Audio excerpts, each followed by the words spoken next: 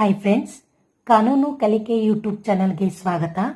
ಇವತ್ತು ನಾವು ಭಾರತೀಯ ದಂಡ ಸಂಹಿತೆಯ ಅಡಿಯಲ್ಲಿ ಸೆಕ್ಷನ್ 478ರಿಂದ ಸೆಕ್ಷನ್ 485ರವರೆಗೆ ತಿಳಿದುಕೊಳ್ಳೋಣ. ಇದಕ್ಕೂ ಮೊದಲು ನಮ್ಮ ಚಾನಲ್ ಸಬ್ಸ್ಕ್ರೈಬ್ ಮಾಡಿ ಹಾಗೂ ಬೆಲ್ ಐಕಾನ್ ಅನ್ನು ಒತ್ತಿರಿ. ಇಲ್ಲಿ ಮೊದಲನೆಯದಾಗಿ ಸೆಕ್ಷನ್ 478 ಈ ಕಲಂನನ್ನು ತೆಗೆದುಹಾಕಲಾಗಿದೆ. ಅದೇ ರೀತಿಯಾಗಿ ಸೆಕ್ಷನ್ 480 ಈ ಕಲಂನನ್ನು ಸಹ ತೆಗೆದುಹಾಕಲಾಗಿದೆ. ಹೀಗಾಗಿ